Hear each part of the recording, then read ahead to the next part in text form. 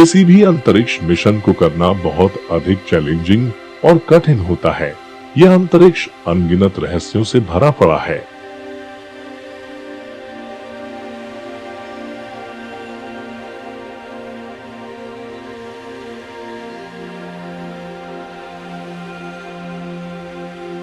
जैसा हमें यह शांत दिखाई देता है, वास्तव में ऐसा बिल्कुल नहीं है।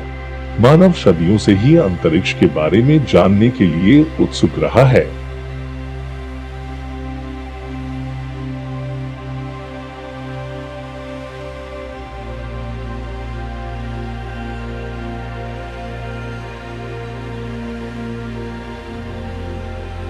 मानव ने अंतरिक्ष के बारे में जानने के लिए सैकड़ों मिशन किए हैं, जिनमें चंद्रमा पर किए मानव मिशन भी शामिल है। लेकिन कोई भी इंटरस्टेलर मिशन इतना ज्यादा मुश्किल क्यों होता है?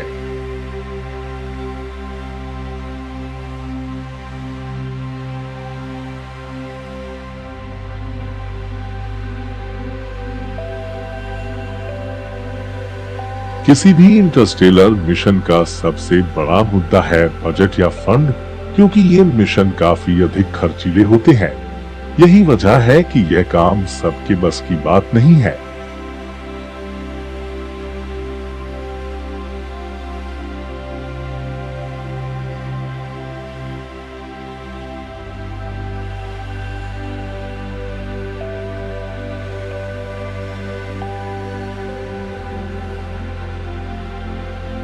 साथ ही किसी भी मिशन की रूपरेखा तैयार करने में कई वर्षों का समय लग जाता है। इतना अधिक खर्चीला होने के बावजूद ये मिशन 50-50% सफलता पर आधारित होते हैं। अंतरिक्ष में कुछ भी हो सकता है।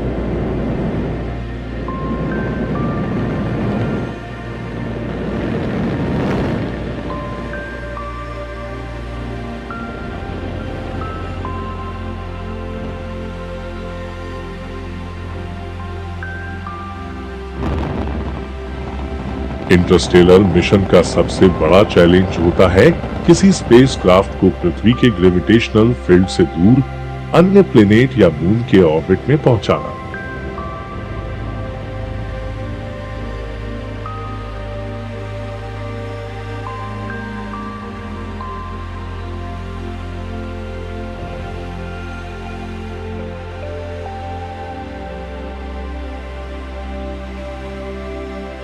रूपरेखा तैयार हो जाने के बाद किसी भी मिशन को तुरंत ही चालू नहीं किया जा सकता।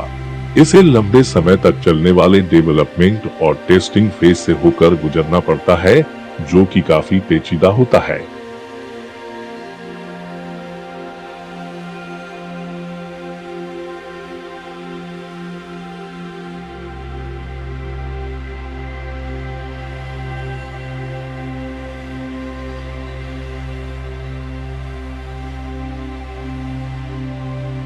किसी भी मिशन में जल्दीबाजी करने पर सक्सेस होने के चांस कम हो जाते हैं। इसलिए सभी उपकरणों और रॉकेट को सावधानी पूर्वक टेस्ट किया जाता है, ताकि लॉन्चिंग के समय और उसके बाद कोई भी दिक्कत न आए, क्योंकि अंतरिक्ष में जाने के बाद इस पर कोई भी चेंजेस या सुधार की कोई भी गुंजाइश नहीं होती है।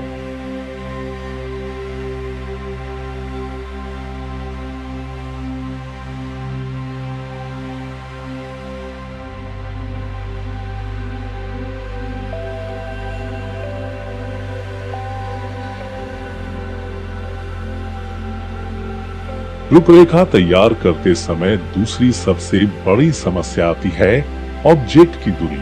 किसी भी इंटरस्टेलर मिशन में स्पेसक्राफ्ट को किसी अन्य प्लेनेट तक पहुंचने में लाखों करोड़ किलोमीटर की यात्रा करनी पड़ती है।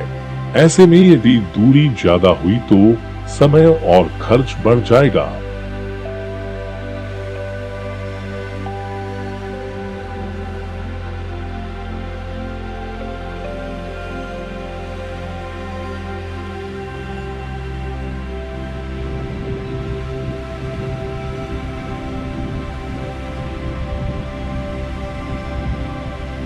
इससे निपटने के लिए किसी भी मिशन को तब लॉन्च किया जाता है जब ऑब्जेक्ट की दूरी सबसे कम होती है।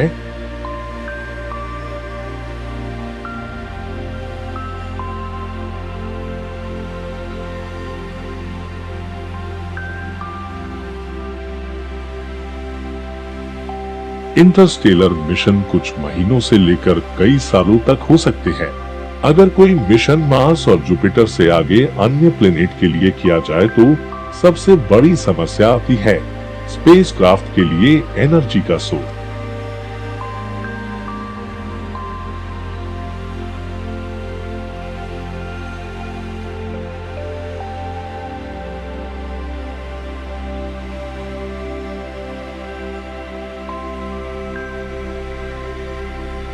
क्योंकि स्पेसक्राफ्ट को चालू रखने के लिए लगातार ऊर्जा की आवश्यकता होती है। जब आप सन से दूर होते जाते हैं, तब सूरज की रोशनी भी कम होती जाती है। ऐसे में किसी भी स्पेसक्राफ्ट को चालू रखने के लिए आप सोलर पैनल का प्रयोग नहीं कर सकते। तब आपको परमाणु ऊर्जा पर निर्भर होना पड़ेगा।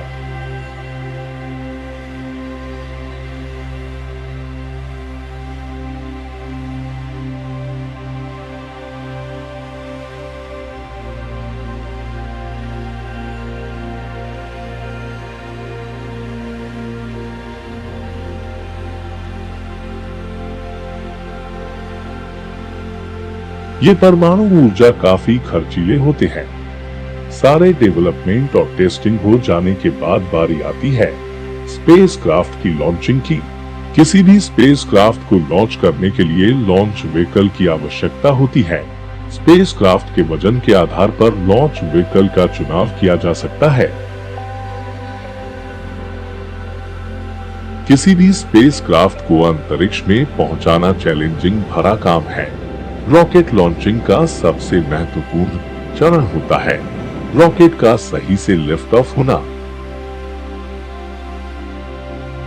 सही से लिफ्ट ऑफ न होने पर अरबों डॉलर का मिशन पलक झपकते ही खत्म हो सकता है। सही से लिफ्ट ऑफ होने पर रॉकेट गर्जना करता हुआ पृथ्वी के ग्रेविटेशनल फोर्स के विपरीत दिशा में बढ़ता है। रॉकेट लॉन्चिंग के कुछ टाइम काफी महत्वपूर्ण होते हैं।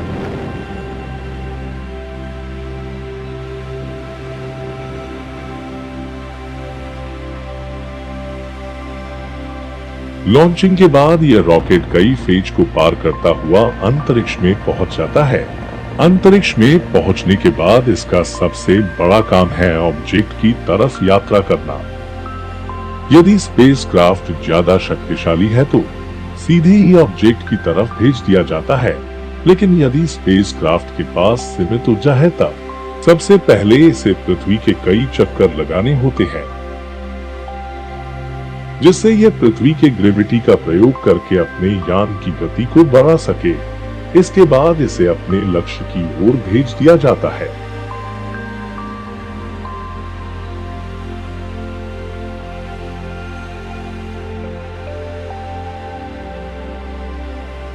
स्पेसक्राफ्ट को अपने लक्ष्य तक पहुंचने में कुछ दिनों से लेकर कई सालों का समय लग सकता है। यह इस बात पर निर्भर करता है कि लक्ष्य की दूरी कितनी है। अब तक पृथ्वी से बाहर अन्य ग्रहों के लिए बहुत सारे मिशन किए जा चुके हैं। मानव ने अपने लैंडर और रोवर को मार्स पर सफलतापूर्वक पहुंचा दिया है।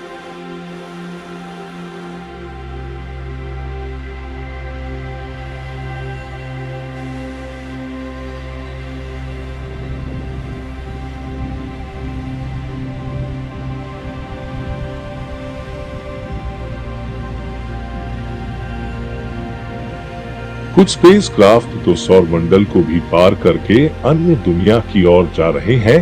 वायेजर प्रथम एवं द्वितीय ऐसे ही अंतरिक्ष यान है।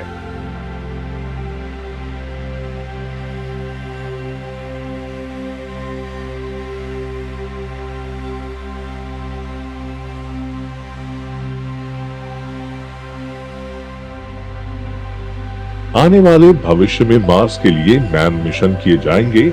तब हमें अंतरिक्ष के बारे में और भी बहुत सारे राज मालूम होंगे।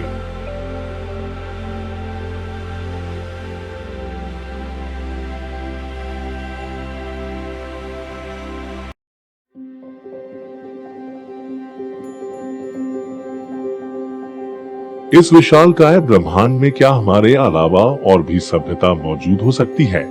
अगर हाँ, तो क्या वे हमारी तलाश कर रहे हैं?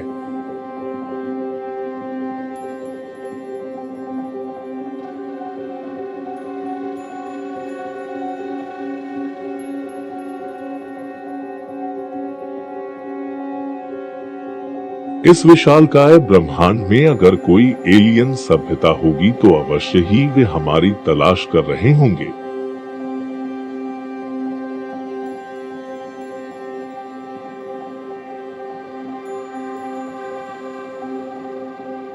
क्या उनके अंतरिक्ष यान इतने अधिक विकसित होंगे कि इस विशालकाय ब्रह्मांड में हमारी तलाश कर ले?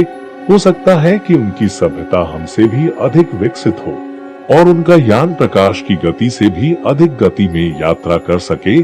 फिर भी इतने बड़े ब्रह्मांड में हमारी पृथ्वी को खोज पाना चुनौतीपूर्ण कार्य होगा।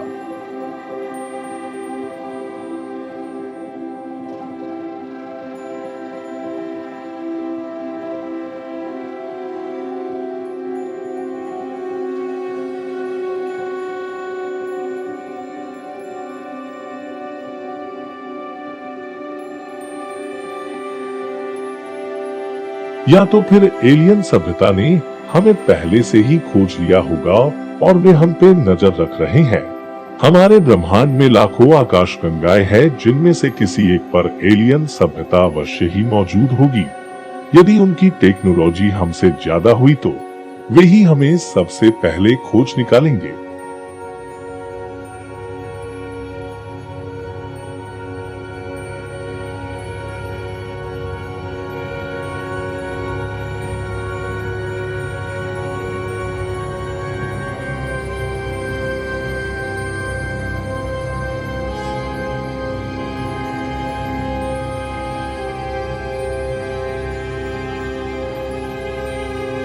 क्या लगता है आपको एलियन कैसे दिखाई देते होंगे?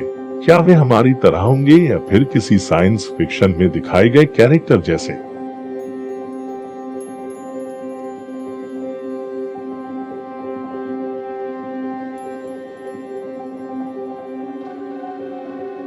जब तक हम उनसे मिलते नहीं तब तक यह कहना काफी मुश्किल भरा काम होगा।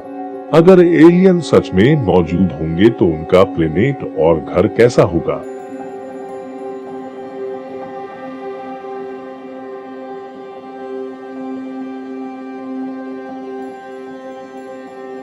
क्या हमारे पृथ्वी की ही तरह वहाँ सारी बुनियादी चीजें मौजूद हो सकता है?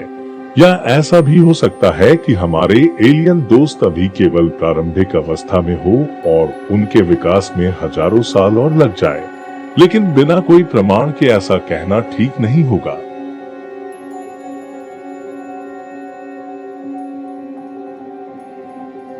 यह ब्रह्मांड चुनौतियों से भरा पड़ा है।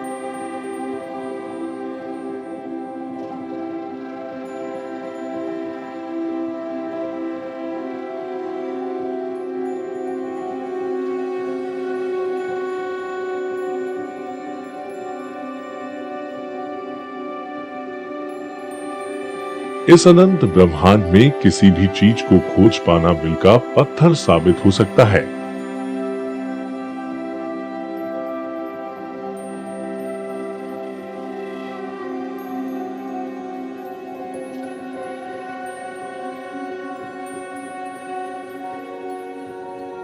यदि एलियन सभ्यता की बात की जाए तो यह और भी कठिन है। यदि एलियन सभ्यता मौजूद होगी तो उनकी सारी टेक्नोलॉजी विकसित और शानदार होगी।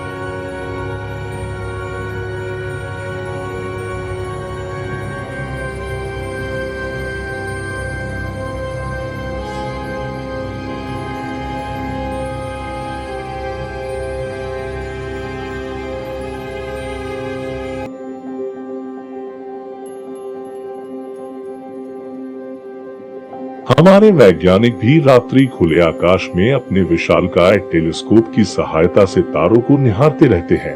साथ ही बड़े बड़े रेडियो टेलीस्कोप की सहायता से अंतरिक्ष के सिग्नलों को खोजते रहते हैं। उन्हें लगता है कि कभी न कभी हमें एलियन सभ्यता के संदेश अवश्य प्राप्त होंगे।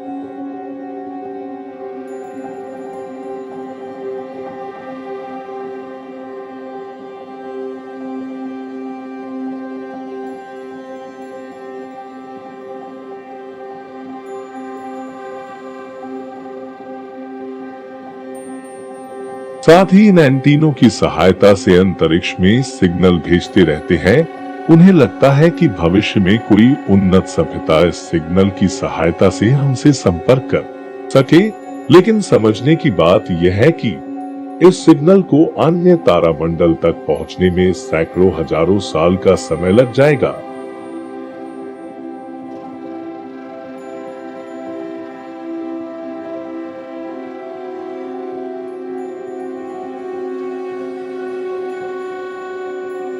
ऐसे में जब उनको हमारे द्वारा भेजे गए सिग्नल प्राप्त होंगे, तब तक पृथ्वी पर बहुत कुछ बदल चुका होगा।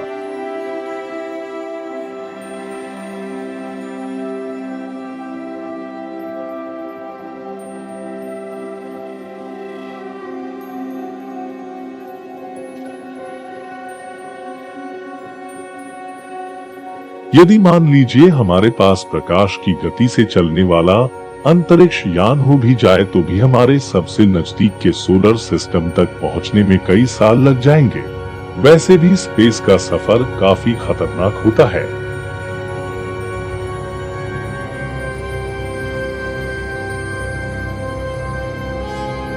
क्योंकि हमें स्पेस के बारे में सभी जानकारी नहीं है, यहाँ अभी भी कुछ भी हो सकता है।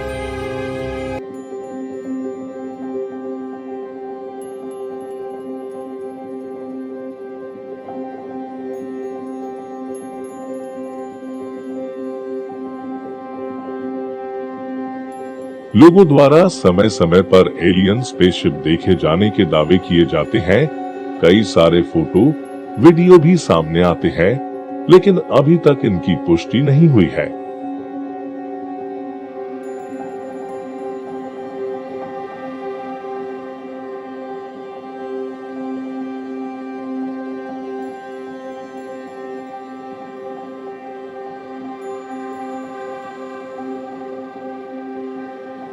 यदि एलियन स्पेसशिप देखे जाने की घटना सत्य है, तो क्या एलियन ने हमारे सभ्यता को पहले ही खोज लिया है?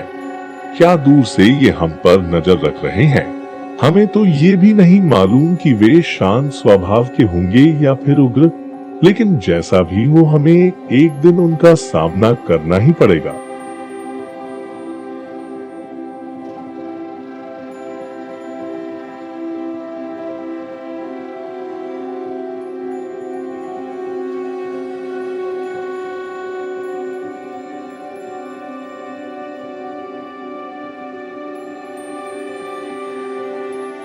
ये ब्रह्मांड रहस्यों से भरा पड़ा है। कहीं भी, कभी भी कुछ भी हो सकता है।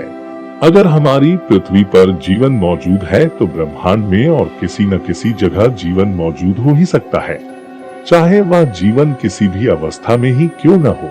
पर इसका पता लगाना काफी मुश्किल भरा काम है।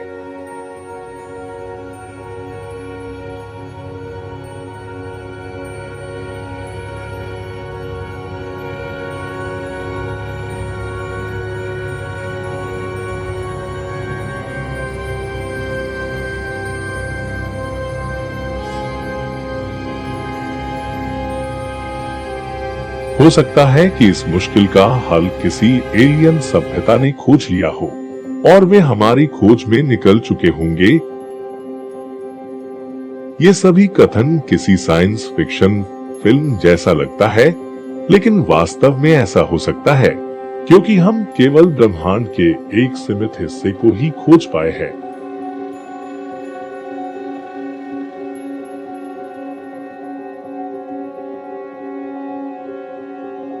ब्रह्मांड के अधिकांश हिस्सों के बारे में हमें जानकारी भी नहीं है कि वहाँ क्या चल रहा है। सच में ये एक अद्भुत बात है। हम जिस ब्रह्मांड में रहते हैं उसके बारे में हम अब तक जान नहीं पाए हैं।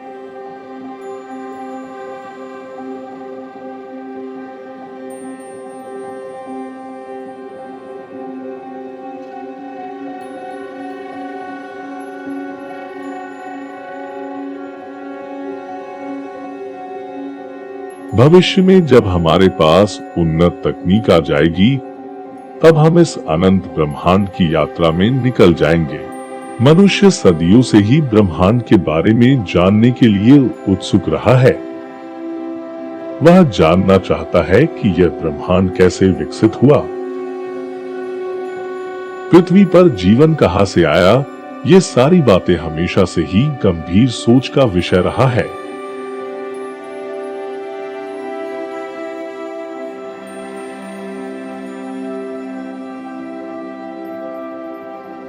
बदलते तकनीक के साथ ही हमने इस ब्रह्मांड के बारे में और अधिक जानने की कोशिश किया, लेकिन हमें सीमित जानकारी ही मिल पाई है।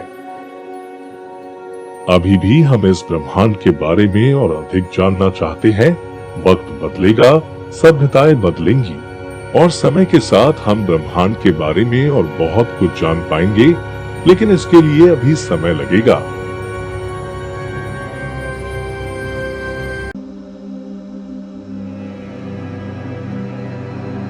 वैज्ञानिक जीवन की खोज के लिए लगातार प्रयास कर रहे हैं। किसी भी ग्रह पर जीवन तभी संभव होगा जब वह ग्रह अपने तारे से सही दूरी पर मौजूद हो। पृथ्वी और मंगल सूर्य से सही दूरी पर है, यही कारण है यहाँ जीवन की संभावना ज्यादा है।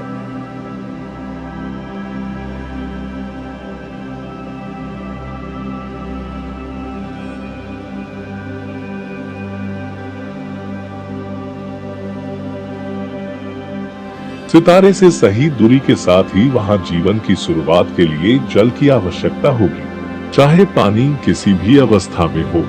साथ ही किसी ग्रह पर जीवन के लिए वहां सही परिस्थितियां, तापमान, रेडिएशन से बचाव एक महत्वपूर्ण मुद्दा है।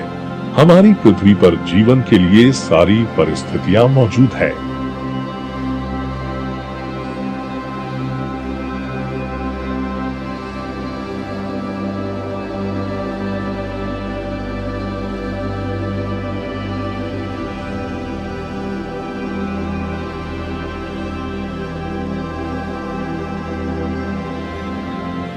वैज्ञानिकों ने जिन एक्सोप्लैनेटों की खोज की है, या तो वे अपने होस्ट अरे के बहुत पास है या बहुत गर्म अवस्था में है। ज्यादातर प्लैनेट तो गैस अवस्था में है, जहां जीवन संभव नहीं हो सकता।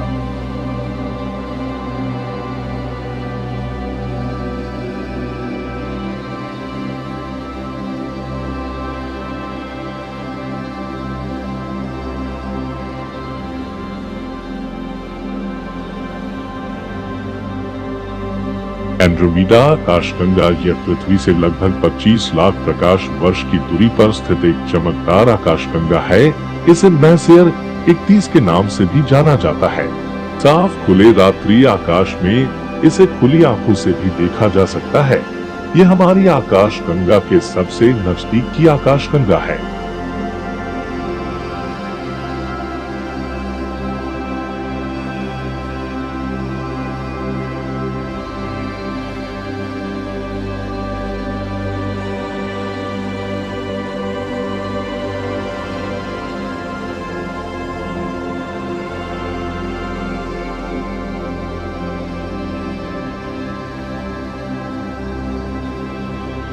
रात्रि खुले आकाश में इसे देखने पर चमकदार धब्बे के रूप में दिखाई देता है।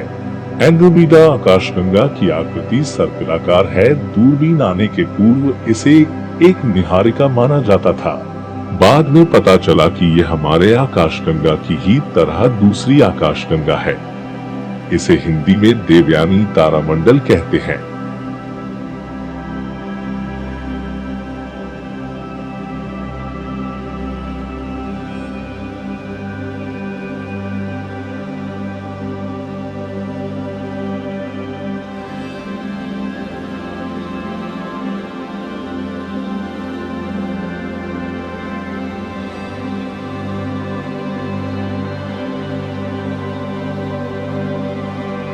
यह आकाशगंगा लगातार हमारे आकाशगंगा के नजदीक होता जा रहा है। भविष्य में यह हमारी आकाशगंगा से टकरा सकता है, लेकिन इसे टकराने में लगभग 450 करोड़ साल से भी अधिक का समय लगेगा।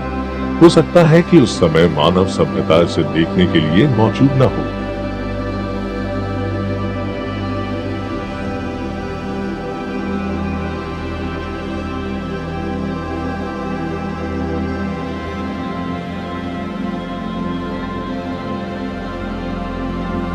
इस पृथ्वी के बनने के साथ ही नए जीव विकसित हुए हैं और विलुप्त भी हुए हैं। हो सकता है भविष्य में मानव सभ्यता भी विलुप्त हो जाए और इस धरती पर कोई और सभ्यता राज करे। मानव सभ्यता को बचाने के लिए मानव जाति को ब्रह्मांड में कई जगह बसना होगा।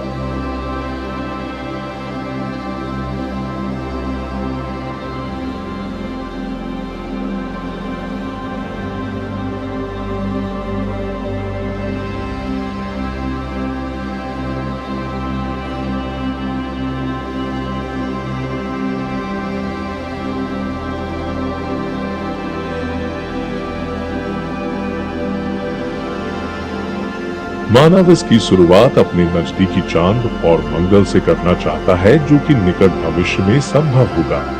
लेकिन इसके लिए मानव जाति को अभी इंतजार करना होगा।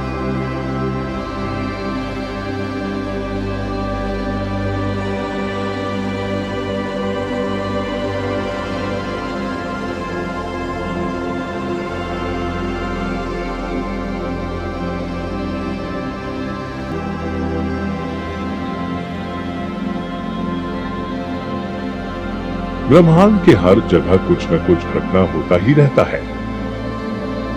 कहीं नए तारों का जन्म हो रहा है, तो कहीं तारों की सुपरनोवा विस्फोट, कहीं नए ग्रह बन रहे हैं, तो कहीं पूरा सौरमंडल ही तैयार हो रहा है। ये घटना ब्रह्मांड में लगातार होता ही रहता है। इन प्रक्रियाओं को पूर्ण होने में लाखों करोड़ों वर्षों का समय लग जाता है।